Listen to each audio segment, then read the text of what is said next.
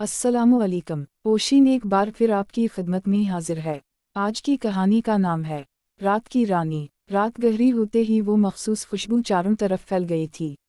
साथ ही हल्की हल्की रोने की आवाज़ें भी, जैसे कई औरतें मिलकर किसी जवान मौत पे बन कर रही हूँ।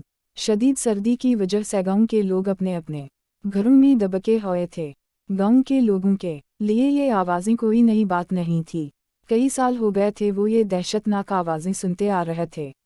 गाँव के बुजुर्गों का कहना था कि ये आवाज़ें और खुशबू इस वक्त से आती हैं जब से वो इंडिया से हिजरत करके इस गाँव में आकर बसे थे। पहले पहल तो हर कोई खौफजदा हो जाता था, मगर फिर आहिस्ता आहिस्ता लोग इस बात के आदी हो गए। आवाज़ें और खुशबू घर के एक बोसीदा मकान से आती थी।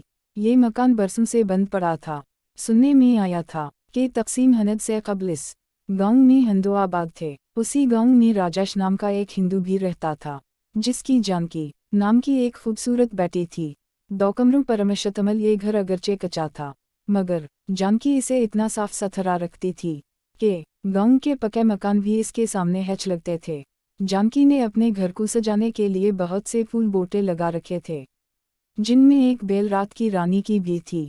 रात की रानी इसे बहुत अजीज थी। रात होते ही जब इस बेल से मुहिक अठटी तो पूरा गाँव मुहिक सा जाता। अक्सरावकात जानकी सर्दियों की रातों में भी रात की रानी के पास देर तक खड़ी रहती और इसकी दिलफरीब खुशबू को अपने अंदर उतारकर अजीब सी खुशी महसूस करती। इसके माँ बाप कई बार इसे समझा चुके थे कि वो रात को इस बेल के करीब ना जाया करे। कहते हैं कि इस बेल पर सांपा और जन्नत आशिक होते हैं। कहीं ऐसा ना हो वो तुम्हें कोई नुकसान पहुंचा दें। नहीं माता, ऐसा कुछ नहीं है, मनगढ़ंत बातें हैं। जानकी अपने माँ बाप की बात को हंसी में हरा देती। एक रात जानकी पानी पीने के लिए उठी तो घर में फैली मुहिक ने इसे अपनी तरफ मुतवज्जे कर लिया। ये मुहिक रात की रानी की थी, मगर इसके अलावा कोई और महक भी थी जो जानकी ने अपनी जिंदगी में कभी नहीं सुनगी थी। ऐसे लग रहा था जैसे दो खुशबुओं को आपस में मिक्स कर दिया हो। ना चाहते हुए भी इसके कदम इस तरफ अटते चले गए जहां रात की रानी की बेल कच्ची दीवार से ऐसे लगी हुई थी जैसे दीवार पे कोई सब्ज चादर सूखने के लिए डाल रखी हो।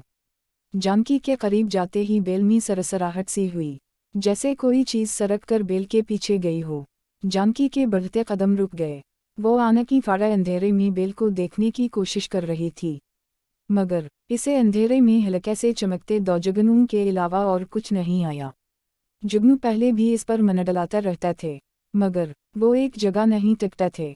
जैसे ये दो जुगनू एक साथ एक जगह जमे हुए थे। ये क्या है, जानकी ने सोचा और एक कदम मजीद आगे हो गई। जानकी के कदम बढ़ाते ही वो दोनों जुगनू यकदम गायब हो गए। जानकी ठिठक कर की और आने की फाड़ा इस तरफ देखने लगी। अचानक सरसराहट एक बार फिर उभरी और चंद सेकंड बाद गायब हो गई। सांपा जानकी के मीना से निकला और वो बेसाख्ता कई कदम पीछे हटी। इसकी नज़रें अब भी बदस्तूर उसी तरफ थी, मगर वहाँ सिवाय बेल के और कुछ नज़र नहीं आ रहा था। जानकी चंद पल वहीं खड़ी रही और फिर वापस कमरे में आकर बिस्तर पे लेट गई। इसके दिल की धड़कनें मामूल से कहीं तेज थीं। माता पिता ठीक कहते थे, रात की रानी पे खुशबू की वजह से जिन और सांपा आते हैं, मगर मुझे ही विश्वास नहीं होता था। जानकी ने सोचा और करूट बदल कर सोने की कोशिश की, मगर ननद इसकी आंखों से कोसों दूर थी। वो सोच रही थी, अगर अनजाने में वो पहले की तरह इस बेल के करीब चली जाती और सांपा इसे काट लेता तो क्या होता। बहुत देर तक इसे ऐसे ही ख्याल सताते रहे। फिर किसी वक्त इसकी आँख लग गई। सबा वो देर से उठी थी। सबा उठी तो इसके जहन में रात वाला वाकया घूम गया। वो चारपाई से उतरी और मुंह हाथ धोकर सीधी इस बेल के पास गई थी।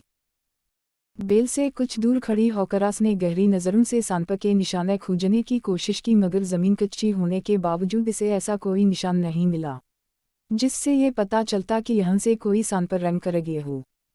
कुछ देर वहाँ खड़ी वो इधर इधर देखती रही और फिर मायूस होकर वापस पलट गई।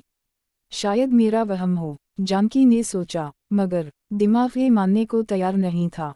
जानकी ने ये बात किसी को नहीं बताई थी कि रात इसने यहाँ किसी सांपा की मौजूदगी महसूस की थी, क्योंकि अगर इसके माँ बाप को ये बात पता चल जाती तो वो जानकी की इस पसंदीदा बेल को उखाड़ कर फेंक देते। जानकी ये बात अच्छी तरह जानती थी, इसलिए इसने अपने माँ बाप को कुछ भी बताने से गुरेज किया था। फिर कई दिन गुजर गया, जानकी कभी भी रात को इस तरफ नहीं गई। जानकी की आंखें अचानक ही खुली थी। इसे लगा जैसे कोई धीरे धीरे इसका नाम पुकार रहा है। इसने खौफजदा होकर इधर उधर देखा मगर आसपास कुछ भी नहीं था। जानकी ने अपना वहम समझकर मुंह सर अच्छी तरह लपेटा और सोने की कोशिश करने लगी। जानकी, सरगोशी नुमा आवाज उभरी, मेरा वहम है। जानकी ने खुद को तसल्ली दी और करूट बदल ली। जानकी, सरगोशी दोबारा उभरी। जानकी आठ कर बैठ गई। इसके माँ बाप दूसरे कमरे में लेटे हुए थे। इस कमरे में जानकी अकेली सोती थी। जानकी की नज़र बेइख्तियार दरवाज़ा की तरफ उठी मगर कमरे का दरवाज़ा बंद था। जानकी, कमरे के एक कोने से सरगोशी नमा आवाज उभरी। जानकी उछल पड़ी। बला शक वशबा उसी का नाम पुकारा गया था। कुक कौन है? जानकी ने इस तरफ देखते हुए बमुश्किल पूछा। अंधेरे में इसे दो जुगनू चमकते नजर आए। नन्हे नन्हे सुर्ख अनगारों जैसे वैसा ही जुगनू इसने कुछ दिन पहले रात की रानी की बेल में दिखे थे। जानकी की रीढ़ की हड्डी में सनसनाहट सी दौड़ गई। वो ऊँखी फाड़े उसी तरफ दिखे जा रही थी। इसे ये भी ख्याल नहीं आया था वो चीख कर अपने माँ बाप को ही बुला लेती। डरने की ज़रूरत नहीं है, मैं तुम्हें कोई नुकसान नहीं पहुँचाऊँगा। कमरे के कोने से आवाज़ आई। कुक कौन हो तुम? जानकी को उसके अल्फाज से कदरे हौसला हुआ। इसकी आँखें अब उसी तरफ लगी हुई थीं जहाँ अंधेरे में बस दो जुगनू ही नजर आ रहे थे। आवाज़ उसी तरफ से आ रही थी मगर बोलने वाला नजर नहीं आ रहा था। मेरा नाम शीस है, सरगोशी में कहा गया। मुझे अपना दोस्त समझो। साथ ही एक बार फिर हौसला दे गया। जानकी कुछ नहीं बोली। वो खौफजदा होने के साथ साथ हैरान भी हुई थी। उसी लम्हे इस कोने से सरराहट सी उभरी और जानकी से कुछ दूर आकर रख गई।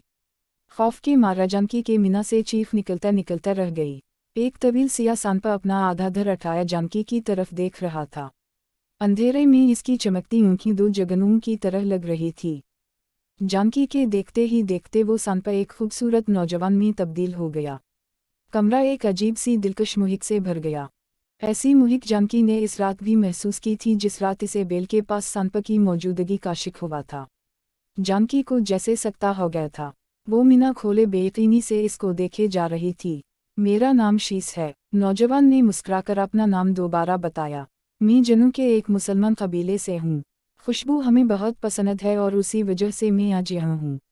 आपको नहीं पता मैं हर रोज़ रात को आपके घर आता हूँ। पता है क्यों? शीस ने जानकी से पूछा और फिर इसकी तरफ से कोई जवाब न मिलने पर खुद ही बताने लगा। एक रात मैं यहाँ से गुजर रहा था कि मुझे बहुत अच्छी खुशबू आई और मैं इसे के माखज़ की तलाश में आपके घर तक पहुँच गया। तब मैंने आपके घर में वो बोटी देखी जिससे खुशबू निकलकर पूरे गांव में फैल रही थी। शीस ने बाहर की तरफ इशारा करते हुए कहा। जानकी अभी भी कुछ नहीं बोली। आपको मुझसे डरने की ज़रूरत नहीं है, मैं आपको कोई नुकसान नहीं पहुंचाऊंगा। मैंने आपको कई बार रात को उस बोटी के पास देखा है। मैं समझ गया आपको भी वो बोटी पसंद है जिससे खुशबू निकलती है। फिर एक रात आप डर गई। शायद आपने मुझे देख लिया था। इसके बाद आप कभी इस बोटी के पास नहीं गई। मुझे अफसोस हुआ कि मेरी वजह से आप डर गई ही तो आज यहाँ आ गया। शीस ने मुस्कुराकर कहा तो पहली बार जानकी के होंठों पर भी मुस्कुराहट आ गई। इसे यकीन हो गया था कि ये जो भी है जानकी को उससे कोई खतरा नहीं। मैं जानकी हूँ, जानकी ने आहिस्ता से कहा। जानता हूँ, शीस ने सरगोशी की। आप बेफिक्र होकर खुशबू वाली बोटी के पास आ जाया करें, मेरे सिवा वहाँ और कोई नहीं होता। शीस ने जानकी को दिखते हुए धीरे से कहा तो जानकी मुस्कुरा दी। ठीक है, मैं आ जाया करूँगी। दूसरी मखलूक से ही मगर इसे ये खूबसूरत नौजवान अच्छा लगा था। ठीक है, अब आप सो जाओ, मैं जाता हूँ, कल आऊँगा। शीस ने जानकी से कहा और इसके देखते ही बंद दरवाज़ा से पार होगी। जानकी देर तक यूं ही बैठी उसी के बारे में सोचती रही। शीस ने जानकी से कहा और इसके देखते ही बंद दरवाज़ा से पार होगी। जानकी देर तक यूं ही बैठी उसी के बारे में सोचती रही। जानकी का दिल कर रहा था कि शीस इससे उसी तरह बातें करता रहता, मगर जानकी इसे ये बात नहीं बता सकी थी। वो जा चुका था। जानकी ने आठ कर दरवाज़ा खोला। सर्दी और खुशबू ने इसका इस्तकबाल किया था। वो कुछ देर यूं ही आनकी बंद किए खड़ी रही और फिर दरवाज़ा बंद करके चारपाई पे आकर लेट गई। इसे आने वाली रात का इंतज़ार था। इसके बाद जानकी का ये मामूल बन गया। रात गहरी होते ही वो इस बेल के पास पहुंच जाती और फिर सुबह तक दोनों बातें करते रहते। शीस और जानकी दोनों ये बात जानते थे कि आग और मिट्टी का मिलाप नामुमकिन है। इसलिए दोनों एक दूसरे को फ़कत अपना दोस्त और गमगसार ही समझते थे। इनकी दोस्ती को 1 साल गुज़रेगी। जानकी ने कई बार अपने तजस्सुस से मजबूर होकर शीस से पूछा था, वो मुसलमान कब हुआ और क्यों हुआ। शीस ने इसे बताया कि वो मुसलमान ही पैदा हुआ था। इसके माँ बाप भी मुसलमान कबीले से थे। अलबत्ता इसके परदादा ने एक मुसलमान बुजुर्ग से मुतासिर होकर इस्लाम कबूल किया था। जानकी ये सुनकर हैरान हुई थी। एक जिन ने किसी मुसलमान इंसान से मुतासिर होकर इस्लाम कबूल कर लिया था। शीस ने इसे बताया था कि इस्लाम और इसकी तालीमात क्या हैं। जानकी ने आज तक इतनी प्यारी बातें नहीं सुनी थीं। इसे तो बस यही बताया गया था कि मुसलमान वो भटके हुए इंसान हैं जो भगवानों को नहीं मानते और मरने के बाद वो आग में जलेंगे। जबकि शीस ने से जो कुछ बताया इससे लग रहा था कि भटके हुए मुसलमान नहीं बल्कि दूसरे लोग हैं जो अपने बनाने वाले को भूलकर अपने अलग अलग खुदा बनाए बैठे हैं। शीस का अंदाज और इसकी हर बात जानकी के दिल को छू लेती थी। वो कई माह सोचती रही और फिर एक रात इसने शीस से कहा कि वो इसे भी मुसलमान कर दे। शीस ये सुनकर हैरान और खुश हुआ था। इसने जानकी से कहा कि वो जैसे कहता है वही दोहराती रहे। शीस ने इसे कलिमा पढ़ाया और इसका तर्जमा जानकी आहिस्ता आहिस्ता लफ्ज़ अदा करने की कोशिश करती रही। कलिमा पढ़ते ही वो मुस्कुराई और फिर ना जाने इसे क्या हुआ कि वो फूट फूट कर रो दी। शीस इसे देखकर मुस्कुराता रहा। वो जानता था कि ये गम के नहीं खुशी के आंसू हैं। जिंदगी के मकसद और मंजिल को पाने की खुशी। लगातार कई रातों की कोशिश के बाद जानकी कलिमा सीख गई थी। शीस ने इसका नाम रानी रखा था। 1-2 बार जानकी के माँ बाप ने इसे रात को बेल के पास खड़ी होकर बातें करते देखा, मगर इन्हें शीस नज़र नहीं आता था। इसलिए वो समझते कि इनकी बेटी बेल या पौधों से बातें कर रही है। इनके पूछने पर जानकी भी यही कहती कि मैं तो रात की रानी से बात कर रही हूँ। भला पौधे भी किसी से बात करते हैं। वो अपनी बेटी की इस नादानी पर हंस पड़ता। जानकी खुश थी कि इसका राज किसी को भी मालूम नहीं हो सका, मगर ये इसकी भूल थी। एक शख्स ऐसा भी था जिसको मालूम हो गया था कि जानकी रोज़ रात को किसी से बातें करती है। अलबत्ता वो ये नहीं जान पाया था कि जानकी किससे बात करती है। ये जानकी का पड़ोसी अर्जुन था। एक रात वो किसी काम से अपने सहन में आया तो इसे जानकी के घर से किसी की सरगोशियाँ सुनाई दी। गौर करने पर अर्जुन को मालूम हो गया कि ये आवाज़ जानकी की ही है। इसने दीवार से जरा सा सर निकाल कर जानकी के घर झांका तो ये देखकर हैरान रह गया कि आधी रात को जानकी रात की रानी के पास खड़ी होकर किसी से बातें कर रही है। हैरत की बात यह थी कि अर्जुन को दूसरा वहाँ ऐसा कोई नज़र नहीं आ रहा था जिससे जानकी बातें कर रही हो। या तो ये लड़की पागल हो गई है या फिर पौधों से बात कर रही है। अर्जुन ने सोचा, पागल ही है जो रात के इस खा पौधों से बात कर रही है। अर्जुन मुस्कुराया और वापस कमरे में आ गया। अर्जुन ने जानकी के बाप से भी ये बात की थी कि इसकी लड़की रात को पौधों से बातें करती है, मगर इसे ये जानकर मजीद हैरानी हुई थी कि जानकी के माँ बाप ये बात जानते हैं।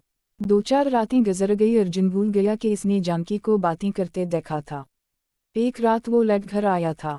घर में दाखिल होते ही इसे वो बात याद आ गई। तजस्सुस के हाथों मजबूर होकर उसने जानकी के घर में झांका और ये देखकर दिंग रह गया कि जानकी आज भी उसी रात की तरह वहीं खड़ी किसी से बातें कर रही है। अर्जुन को हैरानी इस बात पर थी कि जानकी अटक अटक कर कोई और ही ज़बान बोल रही थी, जैसे वो किसी से सबक पढ़ रही हो। अगली रात अर्जुन जानकी के घर की बाहर वाली दीवार के साथ चिपका हुआ था।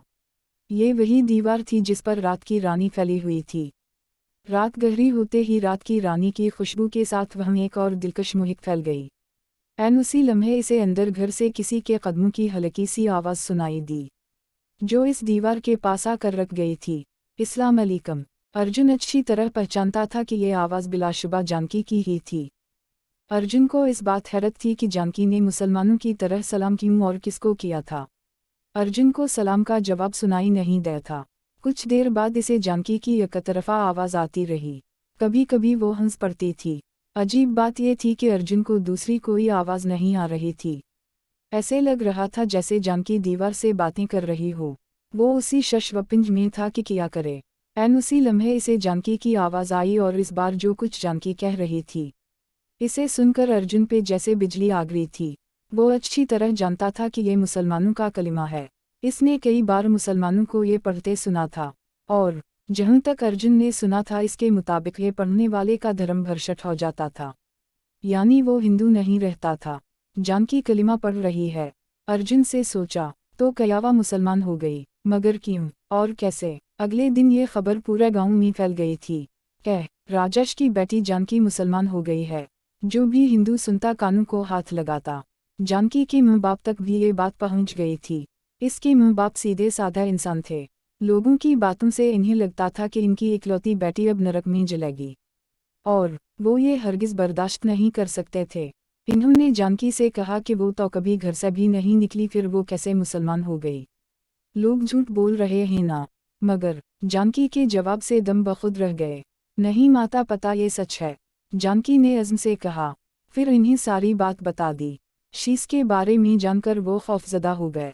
इन्हें लगा कि इनकी भूली भाली बेटी पर आसीब है, जिसने इसे मुसलमान होने पर मजबूर किया है। मगर जानकी ने इन्हें यकीन दिला दी कि इस पर कोई आसीब नहीं है, और वो अपनी मर्जी से मुसलमान हुई है।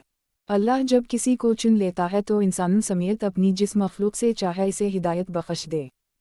चंद दिन बाद जानकी के समझाने और कोशिशों से इसके माँ बाप ने भी इस्लाम कबूल कर लिया। अलबत्ता इन्होंने ये बात छुपा कर रखी थी।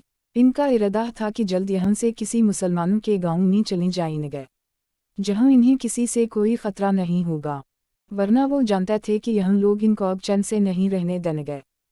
चंद दिन बाद एक रात जानकी और इसके माँ बाप खाना खाजी से ही अपने कमरों में गए। दीवार फलांगा कर 7 निकाब पोशिन घर में आ गए। 3 सिहन में पहरा देते रहे, बाकी जानकी के कमरे में चले गए। इनके हाथों में मौजूद हथियार इनके खतरनाक इरादों का पता दे रहे थे। जानकी अभी लेटी ही थी कि इसे बाहर आहट सुनाई दी। शीश आज इतनी जल्दी आ गया, इसने मुस्कुराकर सोचा, और जल्दी से चारपाई से उतरकर कमरे के दरवाज़े की तरफ बढ़ी। उसी लम्हे कमरे में कई नकाब पोश दाखिल हुए और जानकी के कुछ बोलने से पहले ही इसे दबोच लिया। एक ने अपना हाथ सख्ती से जानकी के मीना पर रख दिया। इनमें से एक ने अपने मीना से निकाब उतारा तो जानकी चिंक पड़ी। ये इसका पड़ोसी अर्जुन था। अर्जुन ने बिना कुछ कहे बरछी जानकी के पीठ में घोंप दी। मीना पे हाथ होने की वजह से चीख जानकी के मीना में ही घट कर आ गई। इसने 2-3 बार और किया और फिर इसे छोड़कर खामोशी से निकल गए। दूसरे कमरे मौजूद जानकी के माँ बाप को इल्म ही ना हो सका। इनकी इकलौती बेटी किसी के तस्सुब की भीनट चढ़ गई है। जानकी बेहोश हो गई थी। इसके जिस्म से निकलने वाला खून जमीन को पाक कर रहा था। शीश अपने वक्त पे आया था। जानकी के घर में दाखिल होते ही इसे किसी अनहोनी का एहसास हुआ। इसकी हसास नाक ने हवा में खून की मुहिक महसूस कर ली थी। वो सीधा जानकी के कमरे की तरफ गया। अंदर का मंजर इसको लर्जा देने के लिए काफ़ी था। रानी शीश अपनी पूरी क़ुव्वत से चलाया और तेज़ी से जानकी के करीब गया, मगर इसे बहुत देर हो चुकी थी। वो हलका फाड़कर रोया, इसकी आवाज़ सिवाय इसके और कोई नहीं सुन सकता था। शीश ने ही जानकी के माँ बाप को जगाया था। फिर वो वहाँ से चला गई। वहाँ का मंजर इसके लिए नाकाबिल बर्दाश्त था। अगले दिन सुबह इस गांव में मेला सा लगा हुआ था। दूर और करीब के मुसलमान जानकी का जनाजा पढ़ने आए थे। सबका यही कहना था कि सुबह इन्होंने सफ़ेद कपड़ों में कुछ लोगों को काफिले की सूरत इस तरफ आते देखा। इन्होंने ही बताया कि फलन जगह एक लड़की फौत हो गई है। जो कोई भी इसका जनाजा पढ़ेगा वो खुशकिस्मत होगा। हम भी सआदत समझकर चले आए।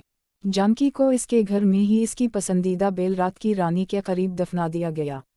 उसी रात गांव के 7 घरों से औरतों के बैन करने की आवाज़ें आईं। इनमें एक घर अर्जुन का भी था। मालूम करने पर पता चला किसी ने अर्जुन समेत गांव के 7 आदमियों को जिंदा जला दिया है। ये वो सब लोग थे जो इस रात जानकी के घर घुसे थे, और इनको मारने वाला कोई और नहीं जानकी नहीं, रानी का दौसत और रात की रानी का दौसत शीश था। फिर हर रात ये होने लगा कि रात जैसे ही गहरी होती जानकी के घर से रात की रानी की खुशबू चारों तरफ फैल जाती और साथ में बैन की आवाज़ें भी। कुछ अरसे बाद रात की रानी की बेल सूख गई, मगर खुशबू फिर भी आती रही। कहने वाले कहते हैं कि ये खुशबू रानी यानी जानकी की कब्र से आती थी, और बैन की आवाज़ें इन लोगों की रूहों की हैं जिन्होंने